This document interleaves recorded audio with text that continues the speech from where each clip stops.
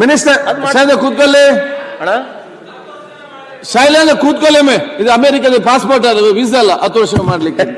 ಕರ್ನಾಟಕ ಖನಿಜ ಹಕ್ಕುಗಳು ಹಾಗೂ ಖನಿಜ ವಿವರ ಭೂಮಿ ತೆರಿಗೆ ವಿಧೇಯಕವನ್ನು ಕರ್ನಾಟಕ ತೆರಿಗೆ ಕಾಯ್ದೆ 1984 ಕರ್ನಾಟಕ ರಾಜ್ಯ ವಿಧಾನಸಭೆಯ 84 ಜೂನ್ 8ರಂದು ಅಂಗೀಕರಿಸಿತ್ತು.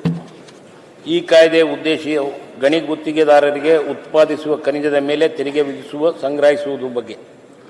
ಮುಖ್ಯವಾಗಿ ಈ ಒಂದು ವಿಧೇಯಕ ಮಾನ್ಯ ಉಚ್ಚ ನ್ಯಾಯಾಲಯದಲ್ಲಿ ಪ್ರಶ್ನಿಸುತ್ತಾರೆ. ಅದರಲ್ಲಿ ರಾಜ್ಯ ಸರ್ಕಾರಕ್ಕೆ ತೆರಿಗೆ ವಿಧಿಸುವ ಅರ್ಹತೆ ಬಗ್ಗೆ ಆದೇಶ ದಿನಾಂಕ 12/9/1990 ಆದೇಶ ಕಾಯ್ದೆಯನ್ನು ಸಂವಿಧಾನವೆಂದು ಗಮನಿಸಿ ನಮ್ಮ ಉಚ್ಚ ನ್ಯಾಯಾಲಯವು ನಮ್ಮ ಸರ್ಕಾರಕ್ಕೆ ಮಿನರಲ್ ರೈಟ್ಸ್ನ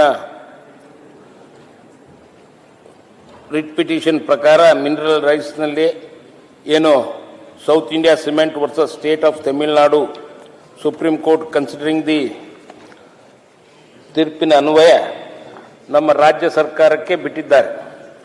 ಅದರಲ್ಲಿ ಮುಖ್ಯವಾಗಿ ಈ ವಿಧೇಯಕಗಳಲ್ಲಿ ಮುಂಚೆ ಏನಿತ್ತು, ಪ್ರತಿಯೊಂದು ನಮ್ಮ ಮೈನಿಂಗ್ ಆ್ಯಕ್ಟಿವಿಟೀಸ್ಗಳಲ್ಲಿ ಒಂದೊಂದು ಮೈನಿಂಗ್ನಲ್ಲಿ ಒಂದೊಂದು ತೆರಿಗೆ ಇತ್ತು.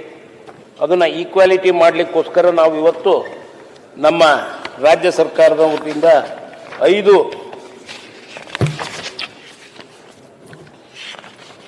ಗುತ್ತಿಗೆಗಳು, ಒಂದು 15 ವರ್ಷ ಮೇಲ್ಪಟ್ಟು ಮತ್ತು 15 ವರ್ಷದ ಒಳಪಟ್ಟು, ಮತ್ತು ಅದರಲ್ಲಿ ಮುಖ್ಯವಾಗಿ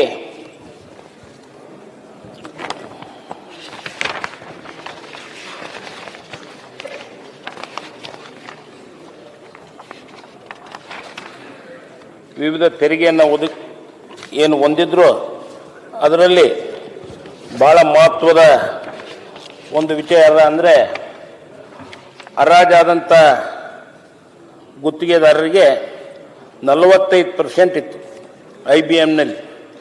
ಮತ್ತು ಎರಡನೇದಾಗಿ ಮತ್ತೊಂದು 2015 ಪೂರ್ವದಲ್ಲಿ ಕೇಂದ್ರ ಮಂಜೂರಾದ ಗುತ್ತಿಗೆದಾರರಿಗೆ 45% ಮತ್ತು 15%, ಮತ್ತು ಪೂರ್ವದಲ್ಲಿ ಕೇಂದ್ರದಲ್ಲಿ ರಾಜ್ಯದಲ್ಲಿ ಒಟ್ಟು 22.5% ಟ್ಯಾಕ್ಸನ್ನು ಹಾಕ್ತಾಯಿದ್ರು. ಮತ್ತು ಮುಖ್ಯವಾಗಿ 2015 ನಂತರ ಅದಕ್ಕೆ 22% ಇತ್ತು. ಹರಾಜು ಮೂಲಕ ಆದಂಥ ಗಣಿಗೆಗೆ 130%, 120%, ಹಂಗೆ ಈಕ್ವಾಲಿಟಿ ಇರಲಿಲ್ಲ. ಆ ದೃಷ್ಟಿಕೋನದಲ್ಲಿ ಇವತ್ತು ನಮ್ಮ ಸರ್ಕಾರದಿಂದ ಒಂದೇ ರೀತಿಯ ಇಲಾಖೆಯಲ್ಲಿ ಗುತ್ತಿಗೆದಾರರಿಗೆ ಒಂದೇ ರೀತಿಯ ಟ್ಯಾಕ್ಸನ್ನು ಹಾಕಬೇಕು ಅನ್ನೋ ದೃಷ್ಟಿಕೋನದಲ್ಲಿ ಇವತ್ತು ನಾವು ಈ ಒಂದು ವಿಧೇಯಕವನ್ನು ಮಂಡಿಸುತ್ತಿದ್ದೇವೆ. ಇದರಲ್ಲಿ ಮುಖ್ಯವಾಗಿ ಹೇಳ್ಬೇಕಪ್ಪ ಅಂದರೆ ನಮ್ಮ ರಾಜ್ಯದ ಹಣಕಾಸಿನಲ್ಲಿ 4,207 ಕೋಟಿ ರೂಪಾಯಿ ಹೆಚ್ಚುವರಿಯಾಗಿ ಆದಾಯ ನಿರೀಕ್ಷೆಯಲ್ಲಿದ್ದೇವೆ. ಮತ್ತು ಅದೇ ರೀತಿ 505 ಕೋಟಿ ರೂಪಾಯಿ ಹೆಚ್ಚುವರಿಯಾಗಿ ಮುಂದಿನ ವರ್ಷದಿಂದ ಈ ಟ್ಯಾಕ್ಸನ್ನು ಕಲೆಕ್ಟ್ ಮಾಡಬಹುದು ಅನ್ನೋ ದೃಷ್ಟಿಕೋನದಲ್ಲಿ ರಾಜ್ಯ ಸರ್ಕಾರಕ್ಕೂ ನಮಗೂ ಒಳ್ಳೆಯದಾಗುತ್ತೆ. ಇದನ್ನು ತಾವೆಲ್ಲರೂ ಅಂಗೀಕರಿಸಬೇಕಂತ ಕೋರಿಕೊಳ್ತೇನೆ.